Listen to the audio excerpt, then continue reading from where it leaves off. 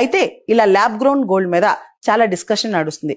ఇంత nuclear radiation తో తయారు చేసిన బంగారం ఏదైతే ల్యాబ్ గ్రోన్ గోల్డ్ ఉందో మన శరీరం మీద ధరిస్తే దానివల్ల మన శరీరం మీద ఈ రేడియేషన్ ప్రభావం ఎలా ఉంటుంది, దీనికి సంబంధించి స్కిన్ క్యాన్సర్స్ లాంటివి వస్తాయా, దాని మీద కూడా చాలా పెద్ద చర్చ జరుగుతుంది. మనకు తెలుసు భారతదేశంలో కూడా బంగారం అంటే చాలా పెద్ద సెంటిమెంట్ కాబట్టి ఈ బంగారాన్ని తయారు చేసే విధానం మీద కూడా సెంటిమెంట్స్ ఆధారపడి ఉంటాయి అన్నమాట. మొత్తానికి ఎల్లో మెటల్ మాత్రం ఇన్ఫ్లేషన్ కి ధీటుగా, అంటే ధరలు ఎంత ఫాస్ట్ గా పెరుగుతున్నాయో అంతకంటే ఫాస్ట్ గా బంగారం ధర పెరుగుతుంది కాబట్టి ప్రపంచవ్యాప్తంగా సెంట్రల్ బ్యాంక్స్ కూడా బంగారం కొని దాచిపెట్టుకుంటున్నాయి. ఈ టైంలో ల్యాబ్ గ్రోన్ గోల్డ్ వస్తే గనక దాని పరిస్థితులు ఎలా ఉంటాయని చెప్పి చాలా మంది ఆలోచిస్తున్నారు. కాకపోతే ఈ ల్యాబ్ గ్రోన్ గోల్డ్ ప్రొడ్యూస్ చేయాలంటే ఈవెన్ ఇసుక రేణం అంతా ప్రొడ్యూస్ చేయాలన్నా ప్రస్తుతం అయితే మిలియన్స్ ఆఫ్ డాలర్స్ ఖర్చు అవుద్దంట.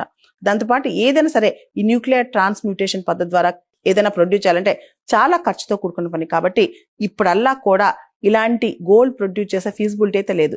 కానీ భవిష్యత్తులో కొత్త టెక్నాలజీస్ వచ్చి ఏమన్నా ఈ ల్యాబ్ గ్రోన్ గోల్డ్ వస్తే మనం చెప్పలేం. కానీ ప్రస్తుతం అయితే ఇది విపరీతంగా ప్రొడ్యూస్ అయ్యి తక్కువ ధరలకు మార్కెట్లోకి వచ్చే అవకాశం అయితే కనిపించట్లేదు.